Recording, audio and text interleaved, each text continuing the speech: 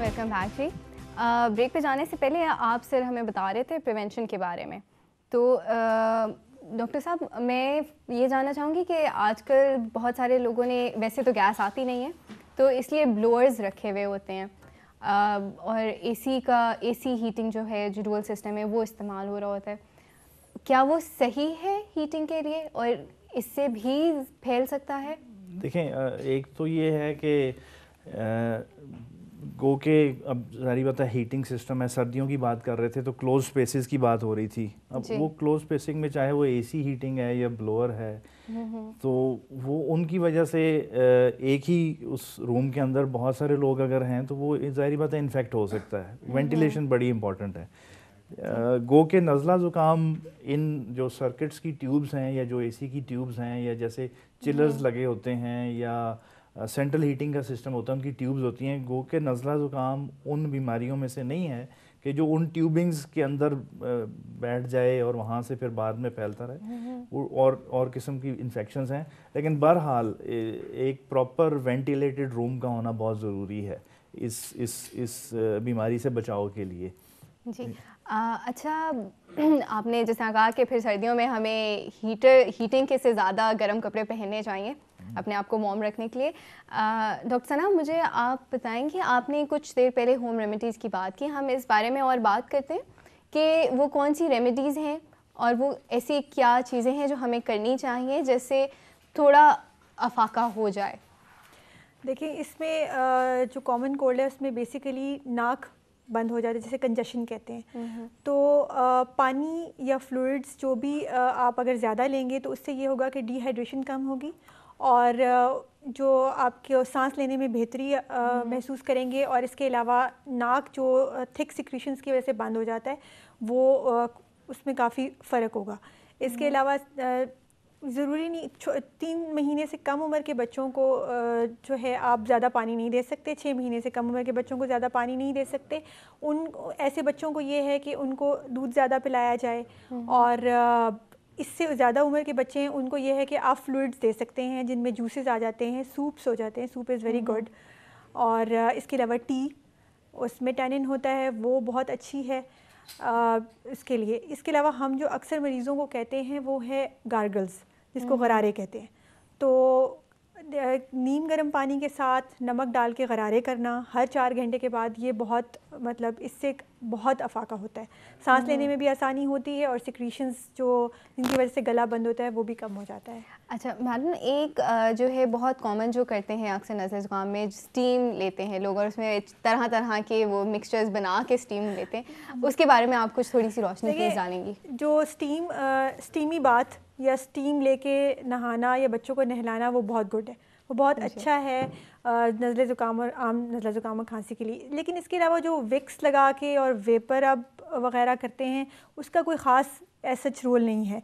छोटे बच्चे जो कि बहुत ही छोटे होते हैं उनको तो वैसे ही भी आप आग के पास उस तरह से नहीं कर सकते या स्टीम के पास नहीं कर सकते।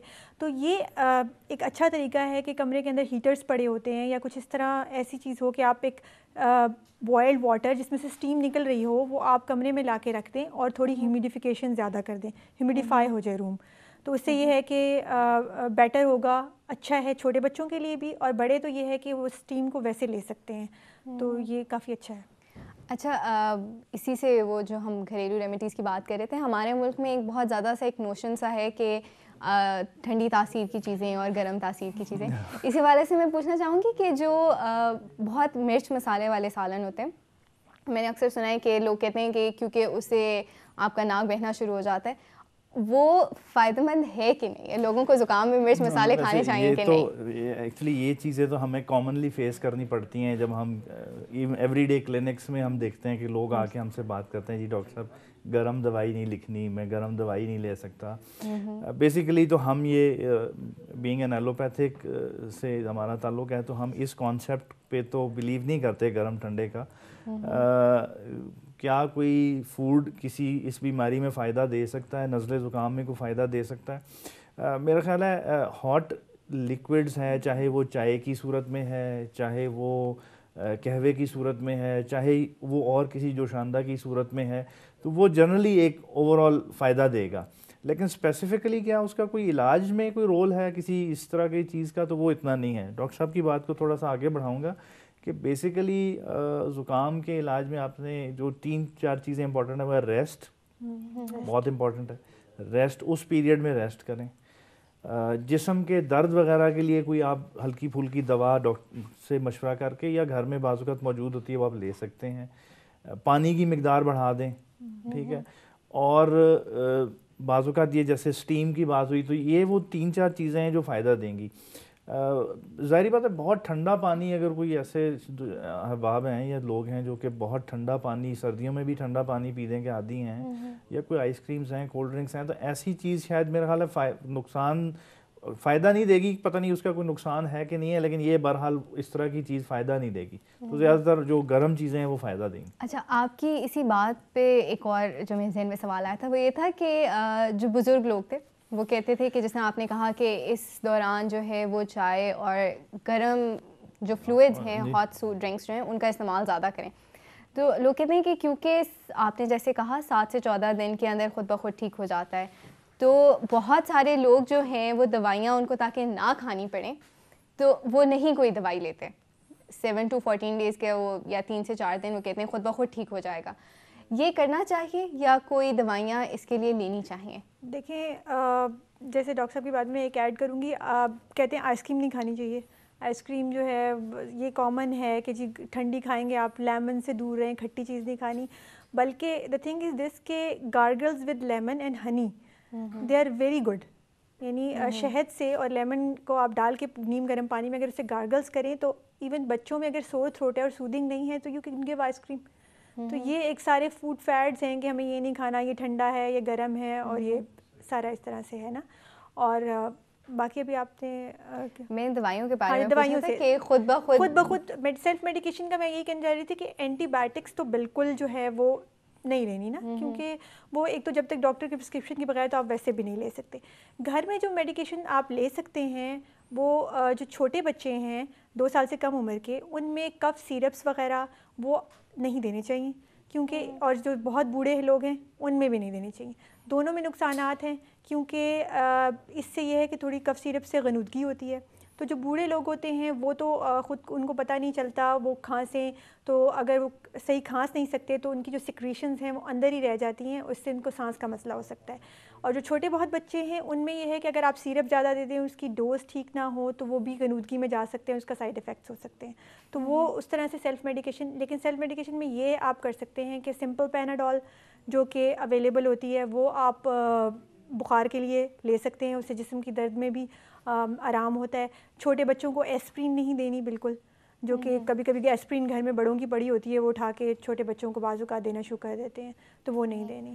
اچھا, اسی بات سے میں ایک اور سوال آپ سے یہ پوچھنا چاہوں گی کہ جس ہم دوائیوں کی بات کر رہے تھے, تو جو حاملہ عورتیں ہوتی ہیں یا جو بہت بوڑھے لوگ ہوتے ہیں یا بچے ہوتے ہیں, کیا ان کو نزلے زکام میں دوائیاں لینی چاہیے کہ نہیں؟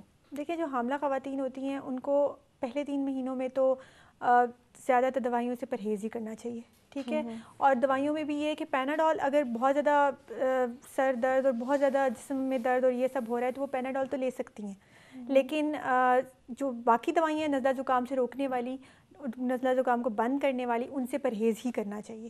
اور بوڑھوں میں یہ ہے کہ اگر بہت بوڑھے ہیں, بیڈ ریڈن ہیں, خود سے اٹھ نہیں سکتے, اپنا خیال نہیں رکھ سکتے, تو انہیں بغیر ڈاکٹر کی پرسکرپشن کے کف سیرپس دینا اور اس قسم کی یہ دوائیاں نہیں دینی چاہیے, کیونکہ ان کو چیسٹ فزیو تھیراپی کی بھی ضرورت ہوتی ہے. اور کھانسی جو ہے نا بیسیکلی یہ ایک پروٹیکٹیو میکنزم ہے, تو اگر اس کو آپ بند کر دیں گے تو جو بوڑھے لوگ ہوں گے ان کے جو سینے کے اندر جو سیکریشنز ہوں گی وہ باہر نہیں نکلیں گی.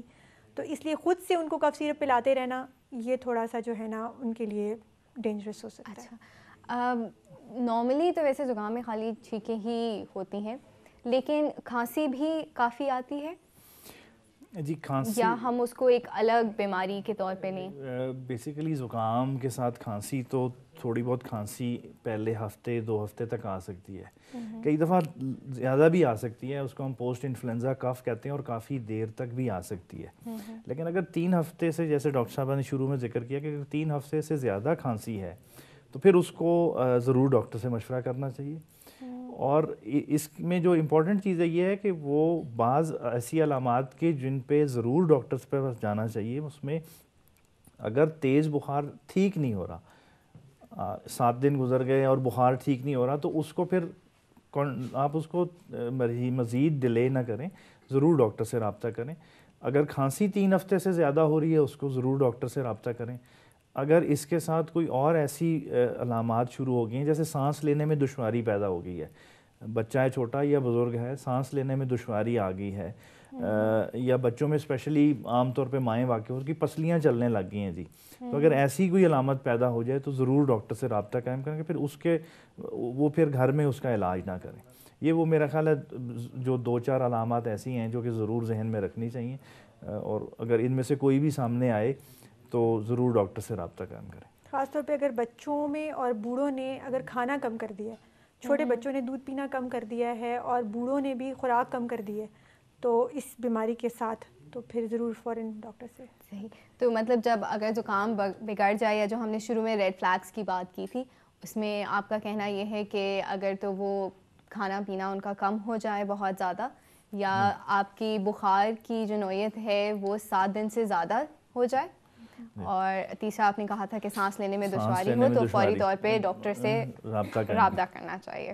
ڈاکٹر صاحب آپ دونوں کا بہت بہت شکریہ, ڈاکٹر ثنا, ڈاکٹر عمر, کہ آپ نے ہمارے لیے وقت نکالا. اور ہمیں بہت عام بیماری ہے تو ہم اس کے بارے میں زیادہ سوچتے نہیں ہیں, اس پہ تھوڑی اور روشنی ڈالی, اور امید ہے کہ لوگوں کو فائدہ بھی ہوا ہوگا. اسی کے ساتھ ہم پھر اگلے ہفتے حاضر ہوں گے. آج کے پروگرام میں ہم نے کچھ بہت اہم باتیں کی. ایک تو یہ تھا کہ اس کے اندر آپ نے اینٹی بایوٹکس نہیں لینی, کیونکہ جیسے کہ ڈاکٹر صاحبہ نے کہا تھا کہ کوئی رول نہیں ہے, فائدے کی جگہ نقصان ہی ہوتا ہے. دوسرا, جو بچے ہیں اور جو بزرگ ہیں اگر وہ زکام کا شکار ہوتے ہیں تو ان کا خاص خیال رکھیں, ان پہ خاص توجہ دینے کی ضرورت ہے, کیونکہ اگر زکام بگڑ جائے تو وہ خطرناک ہو جاتا ہے. ہمیں امید ہے کہ آپ اپنا خیال رکھیں گے. ہم نے جس طرح شروع میں بھی کہا کہ علاج سے بہتر پرہیز ہے, تو اپنا بہت سارا خیال رکھیے. اگلے ہفتے ہم پھر حاضر ہوں گے ایک نئے موضوع کے ساتھ. آپ کا بہت بہت شکریہ.